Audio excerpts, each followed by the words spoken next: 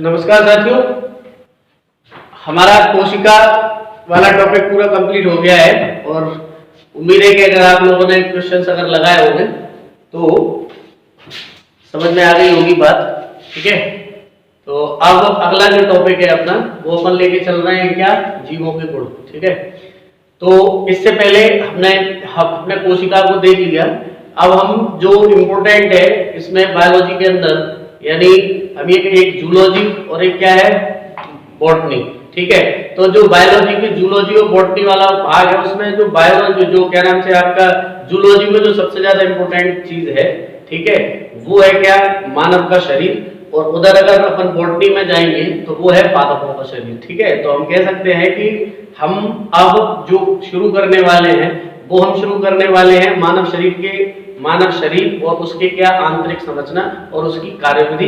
और वही चीज बॉटनी में हम करेंगे पादप शरीर और पादपों की शरीर की आंतरिक संरचना और उनका क्या आंतरिक जैविक गतिविधि है। ठीक है, तो उससे पहले मैंने चाहा कि उससे पहले हम थोड़ी सी चर्चा इसकी भी कर लें कि जीव किसे कहते हैं। ठीक है, आज का जो लेक्चर है वो केवल इसी को लेकर है कि जीवों के गुण क्या हैं। ठीक है, जैसे अगर अब हम अपने आसपास अगर चीजों को देखें तो हम अपनी चीजों को क्या कर सकते हैं, दो भागों में बांट सकते हैं, एक तीन भागों में। एक तो क्या, जीवित वस्तुएं। ठीक है, एक तो होंगी क्या, जीवित वस्तुएं, एक होंगी क्या, मृत वस्तुएं। ठीक है, और एक होगी क्या, निर्जीव वस्तुएं। ठीक है, तो अब हम ये समझ लें कि हम जो पढ़ने जा रहे हैं आगे, हम जो आगे पढ़ने जा रहे हैं वो क्या होगा। ठीक है, मतलब ये कि अगर हम जीव विज्ञान पढ़ रहे हैं तो हम पहले ये समझ लें कि जीव कहेंगे किसको। ठीक है, तो अपन ने क्या किया है, अपन ने ये किया है कि पूरी जो क्या नाम से वस्तुएं हैं हमें समक्ष, वो तीन प्रकार की वस्तुएं हमें सामने होती हैं। एक होती है क्या, जीवित वस्तुएं, एक होती है क्या, मृत, और एक क्या होती है, निर्जीव। अब अगर प्रश्न ये पूछा जाए कि हम जीवित वस्तुएं किसको कहेंगे, ठीक है, तो ये तो क्लियर है कि आप इसके बारे में बोल दोगे कि इसको जीवित नहीं कहेंगे। ठीक है, या फिर ये कह सकते हैं कि इसको हम क्या कहेंगे, इसको निर्जीव कहेंगे। लेकिन मुझे बताओ कि अगर कोई जीवित जो वस्तु है या जीवित इकाई है, अगर वो जीवित इकाई अगर मृत हो जाती है तो इसको निर्जीव कहेंगे या इसको जीव कहेंगे, और अगर इसको जीव कहेंगे तो क्यों, और मृत कहेंगे तो क्यों। ठीक है, क्या इस मृत को हम इसके बराबर में रख सकते हैं, या फिर हम मृत वस्तु को निर्जीव मान सकते हैं। बात समझ आ रही है मैं क्या कह रहा हूं? मैं ये कह रहा हूं कि अगर कोई वस्तु जीव है और अगर वो मृत हो जाती है तो क्या ये मृत वस्तु को निर्जीव कहा जा सकता है? क्या इन दोनों को एक समान एक कैडर के अंदर रखा जा सकता है, एक श्रेणी में रखा जा सकता है?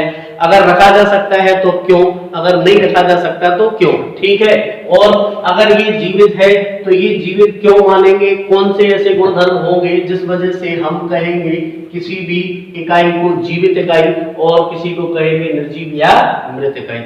तो आज जो हम चर्चा कर रहे हैं वो हम आज की परिचर्चा इसी पर क्या होगी, बेस्ड होगी। ठीक है, इसको आप ध्यान से देखना, इससे हमारे दिमाग में एक जीवित इकाई के बीच यानी लिविंग जो थिंग्स हैं उनके लिए आपके मन में एक इमेज बन जाएगी और एक स्पष्ट छवि बन जाएगी, किसको लेकर, लिविंग थिंग्स को लेकर। ठीक है, तो शुरू करते हैं हम अपना टॉपिक। ठीक, तो देखो जरा, पहली बात ये कि जीव किसे कहते हैं, तो देखो जरा जीव किसे कहते हैं, जीव का मतलब क्या है।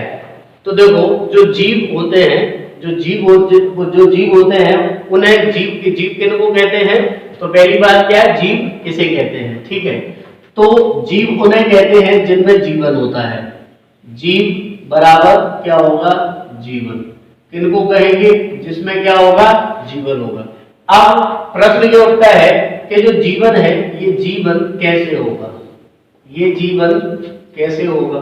ठीक है, किसी भी थिंग्स के अंदर अगर वो जीवन है तो जीवन कैसे होगा, तो इसके लिए जीवन के लिए जो जरूरी चीज है वो क्या है, जैविक क्रिया। वो है क्या, जैविक क्रिया, वो है क्या? जैविक क्रिया। मतलब ये कि अगर जैविक क्रिया किसी भी थिंग्स के अंदर अगर हो रही है तो वो है क्या? जीवन। उस वस्तु को कहा जाएगा क्या? जीव। अगर जैविक क्रिया नहीं होगी तो कहा जाएगा क्या? निर्जीव। अब प्रश्न ये उठता है कि ये जैविक क्रिया क्या है? कि ये जैविक क्रिया क्या है? तो जैविक क्रिया क्या है? जैविक क्रिया है कि अगर किसी भी इकाई के अंदर, अगर किसी वस्तु के अंदर, अगर किसी पदार्थ के अंदर, अगर किसी पदार्थ के अंदर रासायनिक, अगर किसी पदार्थ के अंदर क्या है? रासायनिक संगठन है, किसी पदार्थ के अंदर रासायनिक संगठन है, या हम कह सकते हैं कि रासायनिक क्या है? पदार्थ है। ठीक है। अब ये जो पदार्थ है, इन पदार्थों के द्वारा जो क्रिया संपादित होगी पदार्थ के अंदर, उसे कहा जाएगा रासायनिक क्रिया। उसे क्या कहा जाएगा? रासायनिक क्रिया। तो जो रासायनिक पदार्थ होंगे वो जो क्रिया संपादित करेंगे उन्हें कहा जाएगा क्या? रासायनिक क्रिया। और इस रासायनिक क्रिया के द्वारा ही किसी भी पदार्थ के अंदर सभी जैविक क्रियाएं, जैसे हम देखते हैं क्या? श्वसन। ठीक है। जैसे हम देखते हैं क्या? प्रजनन। ठीक है। जैसे हम देखते हैं क्या? वृद्धि। जैसे हम देखते हैं क्या? विकास। जैसे हम देखें क्या? अनुकूलन। जैसे हम देखें क्या? जीव चक्र या जीवन चक्र। ये जो क्रियाएं होंगी, जैसे हम देखें क्या? उपापचय। तो ये सारी क्रियाएं कैसी हैं? जैविक क्रियाएं हैं। मतलब ये सारी जो जैविक क्रियाएं हैं ये एक प्रकार की रासायनिक क्रियाएं हैं। जो रासायनिक पदार्थ का मतलब क्या? ये जो रासायनिक पदार्थ है, ये रासायनिक पदार्थ निर्जीव है। जैसे कार्बन है, ऑक्सीजन है, नाइट्रोजन है, मिनरल्स है, ठीक है, पानी है। तो इन सारी चीजों से क्या होगा? मिलकर एक पदार्थ बनेगा जिसे कहा जाएगा क्या? रासायनिक पदार्थ। मतलब ये कि जो सजीव बनेगा, अगर कोई जीव बनेगा तो वो जीव भी तभी बनेगा जब उसमें क्या होंगे? निर्जीव पदार्थ होंगे। तो जब हम ये कहें कि भाई निर्जीव पदार्थ होंगे तो सजीव कैसे बनेगा? अगर आप पानी किसी कंटेनर में भर के रख दो, अगर आपने पानी को या नाइट्रोजन को या ऑक्सीजन को या कार्बन को या प्रोटीन को या मान के चलो आपने क्या नाम से विटामिन को या खनिज पदार्थों को आपने भरकर किसी वस्तु में, किसी कंटेनर में रख दिया, तो इसका मतलब ये तो नहीं हो जाएगा कि वो वस्तु सजीव हो जाएगी, है ना। जैसे आपने बोतल में अगर पानी भर लिया तो वस्तु पानी भी निर्जीव कहलाएगा और वो भी क्या कहलाएगी? निर्जीव कहलाएगी बोतल। क्यों? क्योंकि उसके अंदर क्या नहीं हो रहा? रासायनिक क्रिया नहीं हो रही। मतलब ये कि अगर रासायनिक क्रियाएं होंगी रासायनिक पदार्थों के अंदर तो वो क्या कराएंगी? जैविक क्रियाओं का संपादन कराएंगी। और जो जैविक क्रियाएं होंगी वो कुछ ऐसी होंगी जैसे श्वसन है, जैसे प्रजनन है, जैसे वृद्धि है, जैसे विकास है, अनुकूलन है, जीवन चक्र है, उपापचय है, और भी हम आगे देखेंगे। तो इन्हें कहा जाएगा क्या? जैविक क्रियाएं। तो जिन पदार्थों के अंदर जो जैविक क्रियाएं संपादित होंगी जब तक वो कहलाएंगे क्या? जीव। वो क्या कहलाएंगे? जीव। ठीक है। और अगर ये जैविक क्रियाओं का संपादन बंद हो जाएगा, अगर ये जैविक क्रियाएं क्या हो जाएंगी? खत्म हो जाएंगी, तब हम कहेंगे उसको क्या? मृत। तब हम उसको क्या कहेंगे? मृत। और जिस पदार्थ के अंदर ये जैविक क्रियाएं कभी पैदा ही नहीं हुई, कभी हुई ही नहीं है, उन्हें कहा जाएगा क्या? निर्जीव। बात समझ में आ गई? मतलब तीन शब्द हमारे सामने हैं, एक मृत शब्द है, एक निर्जीव शब्द है और एक सजीव या जीव शब्द है। हम इस मृत को मैंने कहा कि ये मृत है और ये इससे अलग है। क्यों? क्योंकि इसकी जो रासायनिक संरचना है, जैसे अगर कोई व्यक्ति डेड हो जाता है, कोई व्यक्ति अगर मर जाता है, तो इसका मतलब ये नहीं है कि वो पत्थर जैसा हो जाएगा। पत्थर का जो रासायनिक संरचना होगी, रासायनिक जो बनावट होगी या उसकी भौतिक जो संरचना होगी, वो उस डेड बॉडी से क्या होगी? अलग होगी। अगर कोई सजीव वस्तु मरती है तो इसका मतलब ये नहीं है कि वो बिल्कुल क्या हो जाएगी, एक निर्जीव वस्तु जैसा काम करने लगेगी। कहने का मतलब ये कि अगर कोई मान के चलो अगर कोई खरगोश मर जाता है या चूहा मर जाता है या कबूतर मर जाता है या कुछ भी, अगर ये चीजें अगर मृत हो जाती है तो उसकी जो संरचना होगी वो संरचना इससे अलग होगी, निर्जीव से। मतलब इसमें रासायनिक पदार्थ भी होंगे, इसमें ये भी होगा, कोशिकाएं भी होंगी, कोशिकाओं की संरचना भी होगी, इसके शरीर का क्या होगा, अपनी रासायनिक क्रियाएं भी, रासायनिक संरचना होगी, इसकी रासायनिक संरचना क्या होगी, अलग होगी। तो जो मृत वस्तु होती है, मृत उसी को कहा जाता है जिसमें कभी पहले जैविक क्रियाएं संपादित होती थी और अब जैविक क्रियाओं का संपादन क्या हो चुका है, बंद हो चुका है। इसीलिए सारी कोशिकाओं ने जब जैविक क्रियाओं का अंत किया तो उसके शरीर का भी क्या हो गया, अंत हो गया। तो उसे तो कहा जाएगा क्या, मृत। उसे क्या कहा जाएगा, मृत। मतलब ये हुआ, हम ऐसा कह सकते हैं कि कोई भी लिविंग थिंग्स जो होती है उसको डेड तब कहा जाता है तब उसके शरीर में होने वाली जैविक क्रियाएं, बायोलॉजिकल जो प्रोसेस है वो बायोलॉजिकल प्रोसेस क्या हो जाती है, बंद हो जाती है। तब व्यक्ति या वस्तु या प्राणी क्या कहलाती है, क्या कहलाता है, मृत कहलाता है। तो मृत में और निर्जीव में दोनों में क्या है, अंतर ये है। ठीक है, तो ये जो मृत है ये मृत तभी है क्योंकि इसके अंदर जैविक क्रियाओं का संपादन अब नहीं हो रहा है।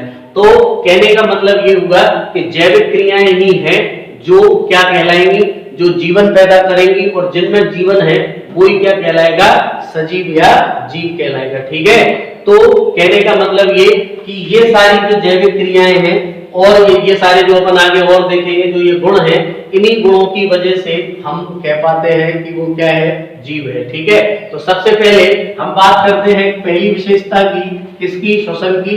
किसकी, श्वसन की। ठीक है, तो श्वसन का क्या मतलब है, श्वसन का मतलब है कि अगर कोई लिविंग थिंग्स है, ठीक है, अगर कोई जीव है तो उस जीव के अंदर क्या हो रही होगी, श्वसन की क्रिया होगी। अब श्वसन होगा जरूरी क्यों, श्वसन आवश्यक क्यों है, श्वसन जीवन जीने के लिए क्या है, जरूरी है। मतलब जब हम श्वसन, जैसे हम किसी भी कार्य को करेंगे, अगर कोई क्या नॉन लिविंग थिंग्स है, अगर कोई क्या नाम से निर्जीव वस्तु है, अब निर्जीव वस्तु से अगर कोई काम कराना है तो उस काम को कराने के लिए क्या चाहिए, आपको ऊर्जा चाहिए। आप मोटरसाइकिल से आगे जाओगे तो पेट्रोल चाहिए उसको, आप अगर किसी दूसरी गाड़ी से जा रहे हो तो डीजल चाहिए, नहीं तो उसको आप कोई ना कोई आप उसको एनर्जी दे रहे होगे। तो यहाँ पर जो एनर्जी होगी, यहाँ पर जो एनर्जी मिलने वाली है वो एनर्जी कैसे मिलने वाली है, श्वसन की क्रिया से। अगर श्वसन नहीं होगी तो ऊर्जा नहीं मिलेगी, और ऊर्जा के रूप में मिलती है एडिनोसिन ट्राइफॉस्फेट के रूप में मिलती है, यानी एटीपी के रूप में क्या मिलती है, ऊर्जा मिलती है। इसमें कार्बोहाइड्रेट्स का, वसा का और क्या प्रोटीन का क्या होगा, यहाँ पर उनके माध्यम से क्या मिलेगी, ऊर्जा का उत्पादन होगा। ठीक है, और ये जो श्वसन की क्रिया होगी, ये श्वसन की क्रिया में क्या होगा, माइटोकॉन्ड्रिया में हमारे संबंध अंदर होती है, चर्चा अपन करेंगे। तो वहां पर हमें जो ऊर्जा का फॉर्म मिलेगा वो कौन सा मिलेगा, एटीपी फॉर्म में मिलेगा। तो जीवन जीने के लिए और जीवन को चलाने के लिए जो जरूरी है वो है क्या, श्वसन। और ये श्वसन की क्रिया जिसमें पाई जाएगी वो सब क्या कहलाएंगे, जीव कहलाएंगे। वो सब क्या कहलाएंगे, जीव कहलाएंगे। ठीक है, दूसरी बात है क्या, प्रजनन। इसको बोला जाता है क्या, रिप्रोडक्शन। मतलब अगर कोई जीव है तो वो जीव अपनी वंशगति को बनाए रखे, अपने वंश को आगे बढ़ाए, अपने जैसी प्रजातियों को पैदा करे, ऐसी विशेषता कुदरत ने उसको देकर भेजी होती है। ऐसा नहीं होता कि एक पत्थर पड़ा है 10-50 साल बाद वो पत्थर दूसरे पत्थर को जन्म दे देगा, या फिर अगर कोई निर्जीव वस्तु अगर पड़ी है तो वो मान के चलो आपने अगर लकड़ी का यूज कर लिया, जब तक वो पेड़ था तब तक वो दूसरा क्या कर सकता था, पेड़ पैदा कर सकता था। लेकिन आपने अगर उस लकड़ी को, उस पेड़ को काट दिया है, उसके अंदर से क्या हो चुका है, जैविक क्रिया खत्म हो चुकी है, तो वो मृत हो गया है। अब एक टेबल अगर आपने रख रखी है, स्टूल रख रखा है, तो ऐसा नहीं है कि वो रिप्रोडक्शन कर देगा। क्यों, क्योंकि अब वो कैसा है, मृत है। ठीक है, अब वो कैसा है, मृत है। क्यों, क्योंकि उसके अंदर जैविक क्रिया नहीं हो रही। कौन सी जैविक क्रिया नहीं हो रही, प्रजनन। ठीक है, तो रिप्रोडक्शन का मतलब होता है कि कोई भी जीव जब अपनी प्रजाति को आगे बढ़ाने के लिए अपने जैसी संततियों का क्या करता है, उत्पन्न करता है, उसी को कहा जाता है क्या, प्रजनन या रिप्रोडक्शन। और ये भी विशेषता किसकी है, तो हम कहेंगे कि ये भी विशेषता किसकी है, जीवों की है। अगला है क्या, ग्रोथ या वृद्धि। मतलब ये बोर्ड मैंने लगा रखा है करीब 4-5 साल से, लेकिन ये बोर्ड आज तक रत्ती भर भी क्या नहीं हुआ, बड़ा नहीं हुआ। मतलब इसका ना तो आकार बढ़ा ना इसका वजन बढ़ा। ठीक है, जितना भी था उतना का ही उतना है, इसमें किसी भी तरीके की कोई वृद्धि नहीं हुई। अगर मैं धोखे से यहाँ पर ये कर लेता कि यहाँ एक प्लांट अगर लगा देता तो शायद ऐसा होता कि आज तक 5 साल में उसने सारी कोचिंग को कवर कर लिया होता। मतलब ये जो वृद्धि कर लेता, और वृद्धि करता है कौन, जो जीव होता है वो क्या करता है, वृद्धि करता है, ग्रोथ करता है। तो ये ग्रोथ भी एक क्या है, विशेषता है किसकी, जीव की। अगर किसी भी पदार्थ के अंदर ये वृद्धि का गुण पाया जाता है तो ये तय है कि हम उसको क्या मानेंगे, जीव मानेंगे, अगर वो ग्रोथ कर रहा है तो। एक होता है क्या, विकास, इसको कहा जाता है क्या, डेवलपमेंट। अब डेवलपमेंट का मतलब क्या है, वृद्धि का मतलब क्या है, तो हम कह सकते हैं कम शब्दों में, मैं यहाँ पर कह दूंगा क्या, यहाँ पर होता है कैसा परिवर्तन, क्वालिटी है ये एक तरीके का क्या है, गुणात्मक परिवर्तन है। ठीक है, ये कैसा है, गुणात्मक परिवर्तन है, और ये कैसा है, संख्यात्मक परिवर्तन है। बस एक है क्या, क्वांटिटी, और एक है क्या, क्वालिटी। जब क्वांटिटी में वृद्धि, जब क्वांटिटी में क्या होता है, क्वांटिटी में बढ़ती है कोई चीज तो ग्रोथ कहा जाता है, और जब वो क्वांटिटी के साथ क्वालिटी को भी लेके चलता है उसको क्या कहा जाता है, विकास कहा जाता है। तो यहाँ पर कोई भी जीव होता है वो विकास करता है। जैसे आपने डार्विन की विकास थ्योरी, डार्विन का सिद्धांत पढ़ा होगा, तो उसमें क्या, उसने भी यही क्या है, विकास के ऊपर उसने बात की है, और उसका सीधा सा कहना है कि प्रकृति में वही जिंदा रहता है जो प्रकृति से क्या करता है, संघर्ष करने की क्षमता रखता है। तो जरा खराब की जो बातें हैं आपने सबने पढ़ी होगी, मैं उनको यहाँ नहीं बताऊंगा। तो वो विकास ही है वो, ठीक है, जिन्होंने क्या किया है, विकास किया है। ठीक है, तो विकास में क्या होता है, गुणात्मक परिवर्तन आते हैं, और वृद्धि में क्या आता है, संख्यात्मक परिवर्तन आते हैं। तो ये भी धनात्मक होंगे और ये भी क्या होंगे, धनात्मक होंगे। परिवर्तन आएंगे जरूर, लेकिन ये परिवर्तन हमेशा कैसे होंगे, धनात्मक होंगे। उन्हें कहा जाता है वृद्धि और विकास। एक होता है क्या, एडॉप्शन, जिसको कहा जाता है क्या, अनुकूलन। ये भी जीवों की एक महत्वपूर्ण क्या होती है, विशेषता होती है। मतलब ये, जैसे प्रकृति में सबसे पहले जो पौधे आए, तो सबसे पहले जो पौधे आए वो पानी के अंदर है, तो उनको पानी से लड़ना पड़ा। ठीक है, पानी से लड़ना पड़ा, क्यों, क्योंकि अब अगर आप किसी पौधे को, अगर आप क्या नाम से ज़ीरोफाइट्स उठाते हो, ज़ीरोफाइट्स का मतलब ये कि अगर आप मरुस्थलीय मरुद्भिद पौधे उठाते हो, उनको अगर आप ज्यादा पानी दोगे तो वो क्या हो जाएंगे, पौधे खत्म हो जाएंगे, अपना जीवन खत्म कर लेंगे, पत्तियां गिरा देंगे। और जो पानी पर रहने वाले हैं उनको अगर आप पानी से दूर करोगे तो उनका भी जीवन मुश्किल हो जाएगा। कहने का मतलब ये हुआ कि पौधे प्रकृति से ऐसे नहीं थे, प्रकृति ने केवल उनको एक गुण दे रखा है, अनुकूलन का। लंबे समय तक वो संघर्ष करते रहे और पानी में जिंदा रहना उन्होंने सीख लिया, उन्हें हमने हाइड्रोफाइट्स कहना शुरू कर दिया। जो पौधे पत्थरों के ऊपर उग रहे थे, अब आप पत्थर पे किसी पौधे को उगा के देख लो, नहीं उगेगा। आप अपना मनी प्लांट लगा के देख लो, क्या नाम से, पत्थर पे शायद नहीं उगेगा, और आप उगा लो तो चमत्कार की दुनिया है। और अगर आप नीम का पेड़, कोई भी वृक्ष आप ऐसा नहीं हो सकता जिसको आप पत्थर पे उगा सकते हो, सिर्फ किसको छोड़कर, लिथोफाइट को छोड़कर। तो उन्होंने फाइट की किसके साथ, अपने किसके, वातावरण के साथ। और फाइट कर करके उन्होंने क्या लाए, अपने आप में अनुकूलन लाए। तो ये क्या कहलाता है, अनुकूलन कहलाता है। और ये विशेषता जिसमें भी है वो क्या है, जीव है। अगर हम लोग यहाँ रह रहे हैं, फर्ज कर लो कि हम रह रहे हैं किसमें, एक ट्रॉपिक जोन में हम रह रहे हैं, ठीक है। अब अगर यहाँ से हम ट्रॉपिक जोन को छोड़ के, अगर हम मान के चलो, अगर हम ध्रुवों पर जाते हैं, ठीक है, अब अगर मान के चलो हम उष्णकटिबंधीय क्षेत्र के अंदर, मान लो कि हम उष्णकटिबंधीय क्षेत्र में रह रहे हैं। अब उष्णकटिबंधीय क्षेत्र का व्यक्ति अगर जाता है ध्रुवीय प्रदेशों में, तो वहां पर कुछ दिन उसको ऐसा लगेगा कि वो अनुकूलन नहीं कर पाएगा, लेकिन लंबे समय तक, 7 दिन, 15 दिन, 20 दिन, जैसे जैसे दिन बीतते जाएंगे, धीरे धीरे उसके अंदर क्या आने लगेगा, अनुकूलन आने लगेगा। इसका मतलब क्या आने लगेगा, एडॉप्शन करने लगेगा। और ये विशेषता किसके अंदर है, जीवों के अंदर पाई जाती है।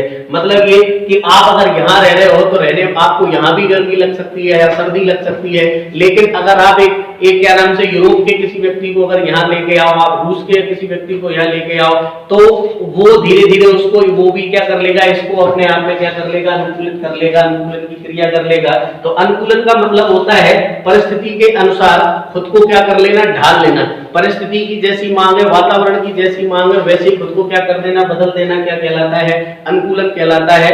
या फिर इसी को क्या बोलते हैं, एडॉप्शन बोलते हैं। और ये विशेषता जिसके अंदर होगी उसी को कहा जाएगा क्या, जीव। ठीक है, मतलब सिर्फ ये नहीं, इनमें से कोई भी है। अगला है क्या, जीवन चक्र। इसको क्या कहा जाता है, लाइफ साइकिल।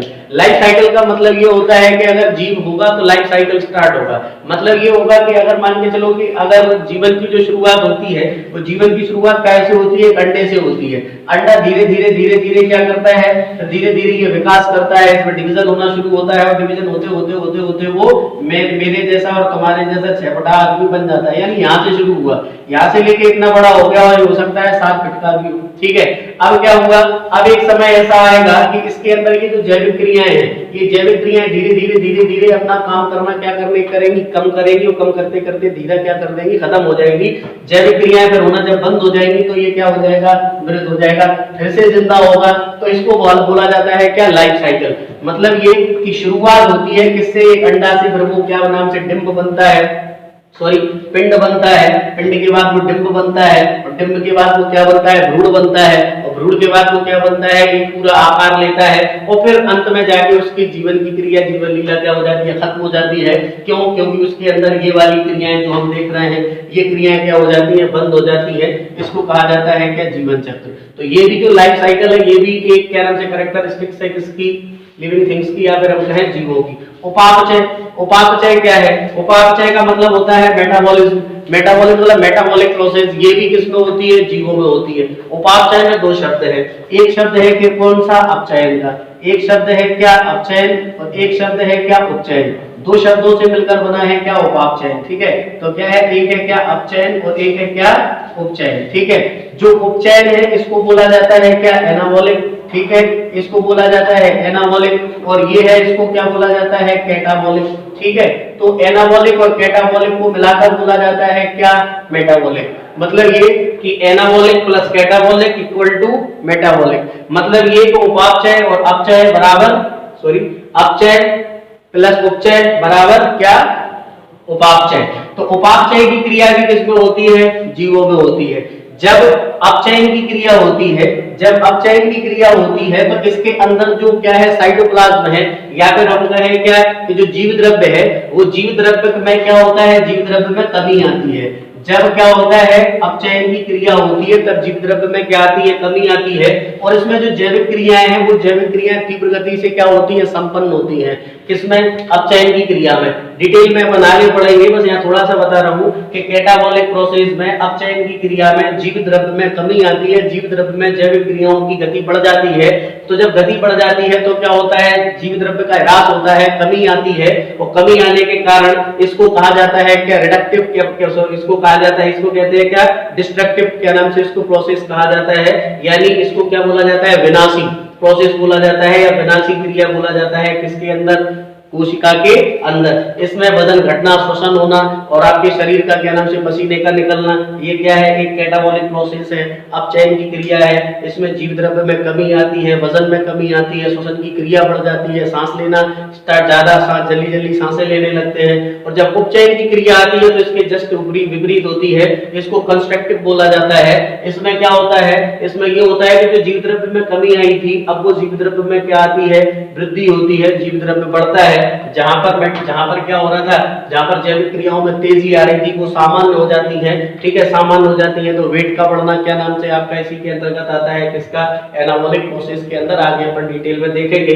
तो इन दोनों की जो प्रोसेस होती है, कैटाबॉलिक और एनाबॉलिक प्रोसेस, इन दोनों को मिलाकर कहा जाता है क्या, मेटाबॉलिक प्रोसेस। और मेटाबॉलिक को इधर हिंदी में बोला जाता है क्या, उपापचय। और अपचयन प्लस उपचयन बराबर क्या, उपापचयन। और कैटाबॉलिक प्लस एनाबॉलिक बराबर क्या, आपकी ये क्या, मेटाबॉलिक। अब देखो, ये जो क्रियाएं होती हैं, इसी वजह से यहाँ पर एक शब्द आता है, लघु उद्योगशाला।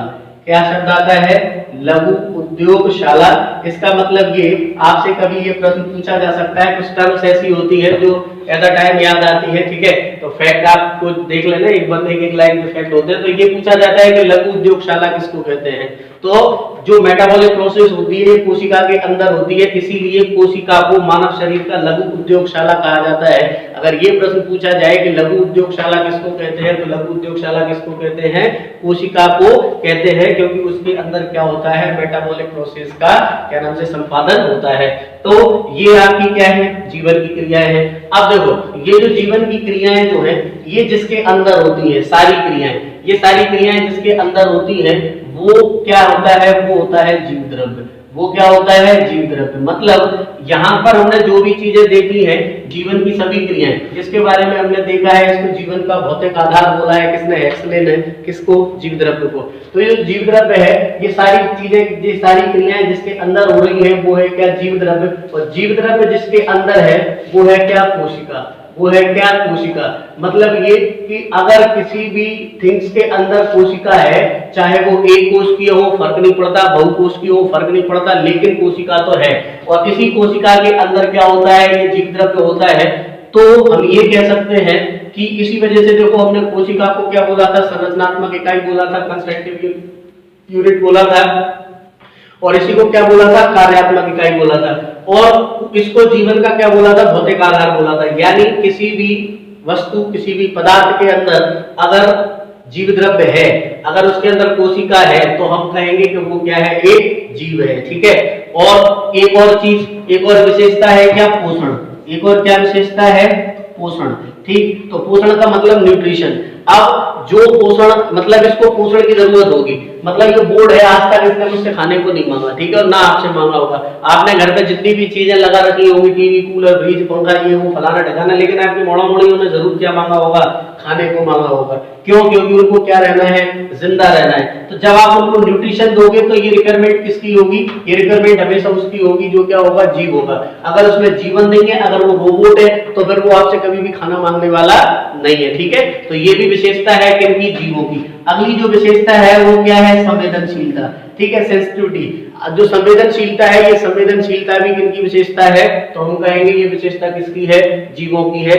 इन विशेषताओं को, ये विशेषताएं जिनमें होती हैं, उन्हीं को कहा जाता है क्या? जीव। अब वैसे सबके दिमाग में ये कंफ्यूजन नहीं होगी, लेकिन कुछ के दिमाग में ये रहता है कि पौधों को किसमें रखेंगे। हालांकि अब तो सबको पता होगा, लेकिन मैं उनको बता रहा हूं जिन्हें नहीं पता।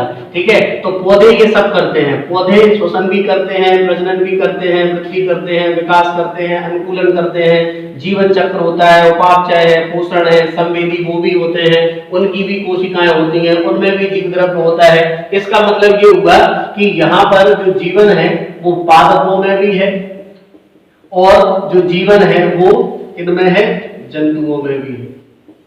ठीक है, जंतुओं में भी है। इसीलिए इसको जीव विज्ञान को दो भागों में मूल रूप से बांटा जा सकता है। एक को कहा जाएगा क्या? पादप विज्ञान यानी बॉटनी, और एक को कहा जाएगा जंतु विज्ञान यानी जूलॉजी। ठीक है। तो हम इसके अंदर जो पढ़ेंगे वो एक पादप विज्ञान, क्योंकि ये भी जीवन है, और जंतु विज्ञान, ये भी क्या है? जीवन है। लेकिन हम जो शुरू करेंगे वो शुरू करेंगे कहां से? जंतु विज्ञान से। और फिर हम एक एक करके पहले जंतु विज्ञान को समझेंगे, फिर हम पादप विज्ञान को समझेंगे। जो बातें हम जंतु विज्ञान के अंदर पढ़ेंगे वही सारी बातें हम किसके अंदर पढ़ेंगे? पादप विज्ञान के अंदर पढ़ेंगे।